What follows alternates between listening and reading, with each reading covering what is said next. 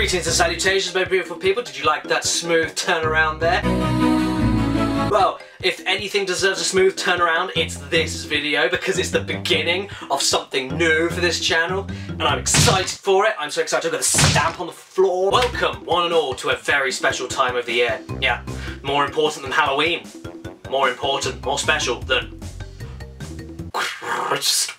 Welcome one and all to the first ever annual Bandicoot month, where every single Sunday I'm going to be doing a Caddicarus episode dedicated to Crash Bandicoot. Why did I pick June for this though? Well, a couple of reasons actually. Firstly, because that's when the Insane trilogy released, June 2017, and I kind of wanted to dedicate the rest of the month to celebrating the revitalization of Crash Bandicoot after so many years, kind of like what PBG did with Zelda in Skyward Sword in November, whatever year that game came out. And also because my birthday month is June. 19th of June is my birthday, and since Crash Bandicoot is not only one of my favourite franchises of all time, but also Crash Bandicoot 3 was the first video game I ever played, it just seems like fate. Just seems like fate and destiny came together, made a baby, and they called it date. That's where the word date comes from. Coming together. To ease everyone into this month though, I thought it would make sense for me to go over my history with the orange bog brush and all the shit that we've cleaned up together, because as I said, Crash Warped was the first game I remember ever playing. I mean, I could be wrong about that, you can only remember so much from that young of an age. I was only 4 years old when the game came out after all. But the earliest, most vivid memories I have of playing the game itself and it coming in through the post while my dad was at work and him ringing me up to tell me to open the package that just came in through the door,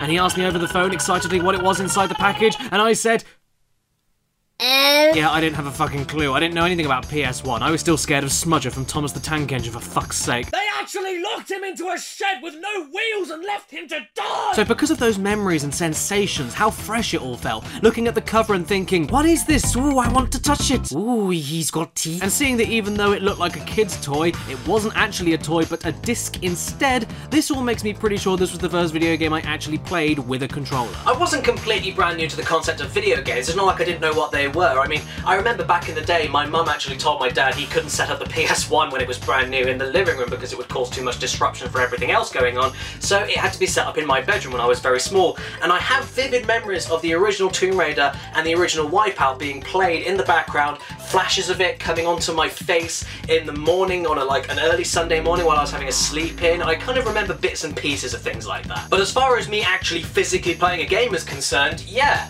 my cherry was popped with Crash Bandicoot 3. And unlike most people, I can say that I didn't regret it. How could I? Crash Bandicoot Warped, despite me not realising at the time that it was a third entry in a popular franchise, showed me so much that not just platformers, but what video games as a whole could do. And yeah, it took me a good 2 years or so to actually play it decently and appreciate what it had to offer me on my own, because all the games I used to play when I was around 4 or 5 years old, my dad helped me out with a lot, including Tomb Raider 2, which we finished together, but it did take fucking ages. The impact it left on me is undeniable. It showed me 3D platforming spaces in linear corridor-based levels. It showed me racing stages, free controlling underwater stages, flying stages, how hectic and intimidating bosses could be and how I could never avoid those fucking lions no matter how much I tried. It showed me on-rail stages while controlling a different character for an extra sense of variety and inclusion of female characters when everyone around the playground ran around shouting that games were boy-only toys. It showed me how games could give you optional objectives instead of just simply getting to the end of a goal, which is something you always assume is the point of any game when you've been playing fucking Snakes and Ladders your whole life. And even better, while using other vehicles that let you explore levels more openly and freely than running and jumping around. It showed me how you can be rewarded extra for beating a tough challenge by not only unlocking more stages, but getting extra power-ups to make the rest of the challenges either more badass or easier. The point is, Crash 3 showed me as much as it possibly could for a first ever video game experience, all at the same time with gorgeous visuals and insane music blowing my mind with very memorable characters all throughout. Masterfully animated, voice acted, and talking directly to me as I thwarted their plans. I remember having Entropy yelling at me for beating all of his stages and then being terrified as he yelled even more at the beginning of his boss battle, and then fucking Engine arrived with his horrific appearance and voice, and I had to stop playing for a few days. Then I came back to the game and the boss fight itself was even scarier. Then of course there was the Crash Dash power-up, allowing you to replay the platforming stages but as fast as possible, which at first was cool enough because it introduced me to the fun of speedrunning in games, but then blew my mind when I did a few of them and a secret warp pad arrived in the middle of the warp room and I found out that those same time trials I did unlocked more levels. How great is that? Because of all of this, Crash Bandicoot 3 wasn't only the video game I first ever got into,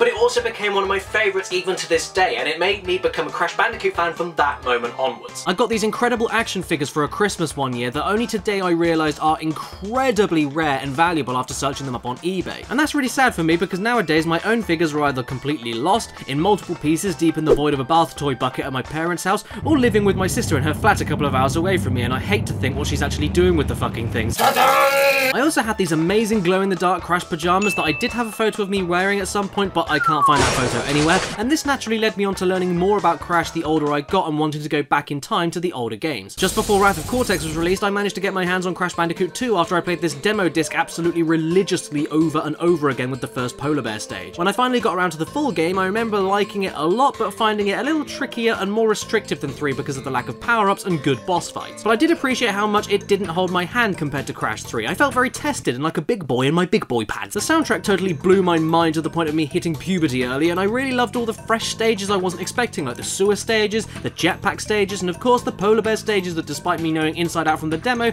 still managed to surprise me when it combined into the barely visible darkness mechanic and the boulder chases with the single most terrifying thing I've ever seen. Other than that, I mean, Crash Bandicoot 2 Gringotts Steakhouse is many people's favourite Crash Bandicoot game, and I don't blame them for that, but for me personally, my memories are pretty limited with it compared to Crash Bandicoot 3. After all of this, I got my first ever PS2 in Christmas 2001, and the first game I played on that was Wrath of Cortex. That was an incredible gift to unwrap, and it looked like the ultimate PS2 starting kit, all colourful and vibrant against the sleek, black, fat as fuck bulky cuboid console, but the game unfortunately was only alright. I thought it looked fantastic at the time, but it didn't blow me away, and I liked it a lot more as a kid than I do nowadays, absolutely. And I also remember having to get older friends over to help me with every single boss battle because of how poorly designed, boring, or long and bullshitty they were. Still, the fleeting impact it may have had on me back in the day was just that, fleeting. It came and it went. Believe it or not, this then led me on to discovering Crash 1, the game that not even my dad owned or even I played a demo of. And Christ almighty, starting with Crash 3, jumping to Crash 2, and then going back to the original was the biggest shock of my gaming life. Crash's smooth, responsive controls and manageable physics were replaced with some of the dopiest and heaviest controls going against difficult design platforming stages I can think of. And believe it or not, I found it so hard at the time and so uninteresting to want to carry on that I gave up after the first boulder stage. I'm not kidding, that's near the beginning of the game. I just had no interest to carry on, especially after figuring out you couldn't grab gems unless you perfected every single stage, hit every box, and didn't die once. And it wasn't until years later that I finally chose to finish it for the first time and proceed to cry into a cuddly lamb that I named Johnny the Sheep. I wasn't a big fan of how stiff the hog felt against Polar and Purah in Crash 2 and 3. That sounded bloody awful. And the music I found a little bit too atmospheric compared to the mastery of 2 and 3 soundtracks. So yeah, as a kid, this wasn't on my priority list whatsoever, and so the memories I have of it, like Wrath of Cortex, are minimal. Nowadays, I own a slightly rare PAL version of the game, double jewel-cased original black label, but back in the day I had a platinum version. I got the platinum version of the game, which is the same as the US greatest hits, you know, not as ugly as the greatest hits, but still pretty kind of meh. And I remember getting that pre-owned from a Game Station shop. Does anyone in the UK remember Game Station? That place was the shit. It was the tits. It was the shittest! But yeah, embarrassingly enough, I did not finish this game until a couple of years after I first played it. I just wasn't clicking with it. So this isn't, even to this day, the game that I jump to when I think of Crash Bandicoot. I don't go back to this one at all that often, unless I go to the Insane edition of the game, which fixes everything that I have major issues with. After this was my brief time in Crash Bash, which was alright, I guess. Because of how repetitive and fucking tiresome the single player was, most of the memories I got from this game were from multiplayer with my sister, and the amount of times we tried desperately in vain to work together to beat the campaign mode, but never fucking could because she was so shit at the space pong sequences. Seriously, she spent more fucking time playing as Brio and doing the stupid fucking taunt noise after everything she did more than actually play the game. It was enough to make me shit. At which point, I couldn't bear looking at any of this game anymore and didn't want to do the multiplayer, so just left it behind. With Crash Team Racing, despite how much I adore the game today, and at some point I did play the entire thing to completion and unlocked the Bandicoot concept art book, I never actually owned until I was in my mid-teens because I could just never fucking find it anywhere and I wasn't allowed to buy things online at the time. But I did play it loads of times at my godparents' house with her son in multiplayer mode. I loved it a lot those few times I played it, but the kart racing bug hadn't bit me yet. I didn't really want to see Crash Bandicoot racing cars, so I skipped that game and didn't pick it up for a couple of years. Much to my regret, I gotta be honest, because it's fucking fantastic. But the next logical thing I could do as a child was jump over weirdly to the first Nintendo console I ever owned, the Game Boy Advance. where I found Crash Bandicoot XS, also known as The Huge Adventure. And yeah, this was I think it was around 2002 this one came out, so we're at that point now. This is the one I have many fond memories of because, yeah, it may have been a 2D only title, but it was portable, which meant I could play it wherever and whenever I wanted. That is, if I had good light.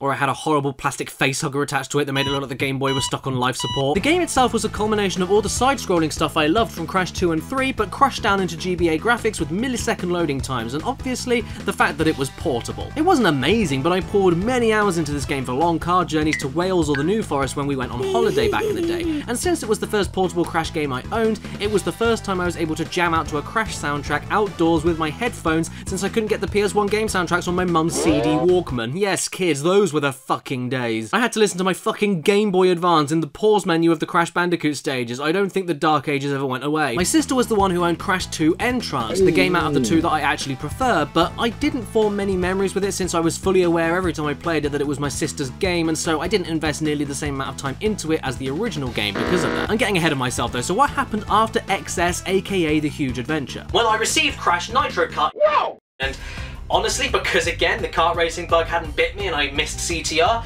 didn't really care much for this one either, so I left it behind. And I honestly don't remember anything about it. Was it any good? I can't tell you. Was this game any fucking good? Crash Purple? Was that any good? I don't know. Crash Bandicoot isn't even purple, you Gerontophiliacs! Well, my stupid kiddie self loved it, especially compared to Spyro Orange, but yet again the memories made from this one were minimal because actually the game isn't that good. I think it's only natural for that to happen when you start off with games this good and everything just gets slightly worse and worse as the years go on. I do remember getting nearly every single card on the game though, no joke. This is from my save file and I only had one fucking card left to collect.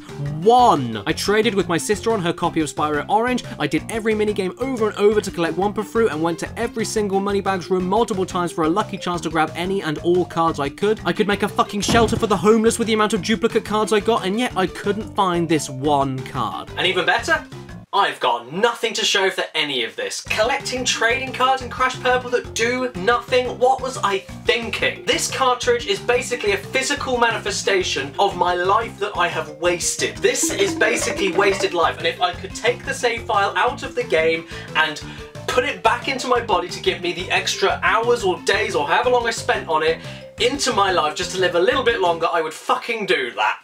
Then came along Twinsanity, which I remember loving at the time, but I haven't played it since I first got it in 2004 for Christmas, and I played it non-stop that entire Christmas holiday. When I think of warm, tingly, nostalgic games in simpler times that fulfilled all of my Christmas wishes and kept me company while it was fucking freezing outside, Twinsanity is indeed that very game that comes to my mind. The sense of humour was something brand new to me, not only in Crash Bandicoot, but any video game. I hadn't experienced a comedy game like this before until now. Nor had I heard a soundtrack as unique, and how explorative it was and the risks it took away from the Crash formula really stuck out to me because it mostly nailed it. I didn't really like the evil twins that much, but there, I was a kid and able to ignore it for the wackiness that was unfolding on my tiny 4x3 VHS built-in TV all those years ago. As for my next Crash game I got ridiculously hyped for, I remember that I begged and pleaded for tag team racing, and I was so excited for it after what Twinsanity did that I remember getting this game from HMV in Oxford when it was brand new, and I said out loud after we stuck it in the shopping bag, I can't believe it! I actually got the new Crash game!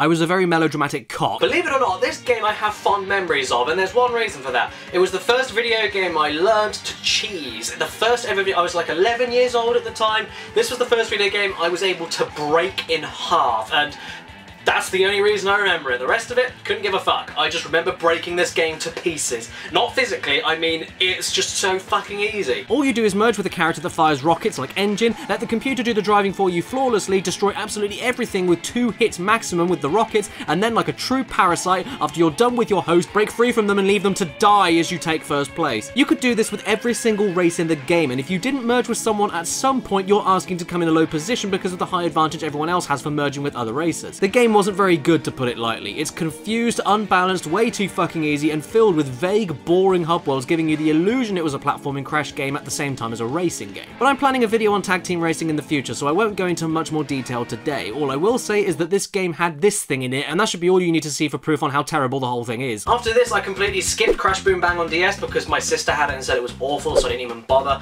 And when I had my Wii, when I had my Wii. Well, my first ever Wii. Yeah, got it right in the toilet. First time. No splashback. Nintendo Wii, I mean. I borrowed Crash of the Titans from a friend and promptly forgot everything about it. I did play a little bit of it, but it was so forgettable to me. I can't say anything more about it. I just wanted to stay relevant with Crash Bandicoot at the time, stay modern and up to date.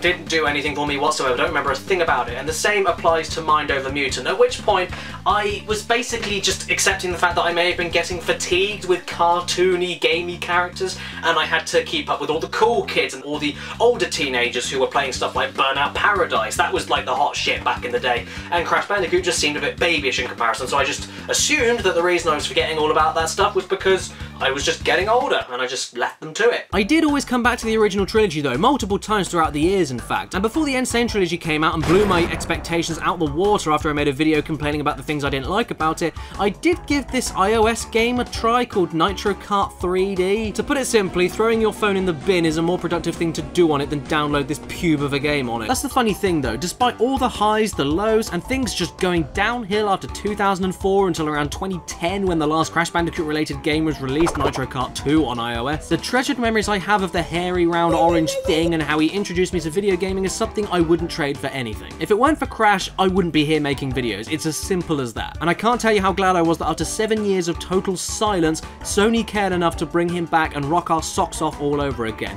Yeah, I know I was very critical at the time of the gameplay reveals, but that's only because of my passion for the series in the first place. If anyone was still wondering, that is why I decided to do Bandicoot Month. Every June from now on, I'll be covering the good, the bad, and the downright hideous from Crash & Co., leaving no stone unturned until we have no more to talk about. Get ready. Saying that though, I don't actually know how possible that's going to be because not including the videos I had for this month because I've crossed them off the list, that's how many ideas I have for Bandicoot Month.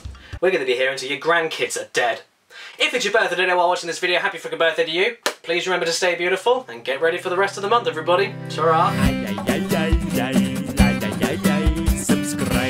Thank you so much for watching the beginning of Bandicoot Month, everybody. I hope you enjoyed my little history with the Bandicoot himself, and special thanks to every single name on the screen right now that have helped support this channel via Patreon, and especially now that June's rolled around. Yes, YouTube have changed everything again with copyright and content ID. It's stricter than ever, so thank you every single person that helps keep this channel alive, basically. A special thanks to the top tier supporters: Omar Matu, Basil, Patrick Ferguson, Robert Alamsha, I Have a Portal Gun, Gamerman, Chumbawamba, Cyberpunk Symphony, Stareye, Relance J, Zakari, The Pinkinator, Binary Code, Exopaz, Thomas Olson, Daniel Leon, Jane Ives, Mitchell Reed, Adi Thornton Smith, Oblivion Rising, Ellen Rilpley, Kirsten B, QB, Nathan Young, and Nicole Ganara. Thank you so much, every single one of you.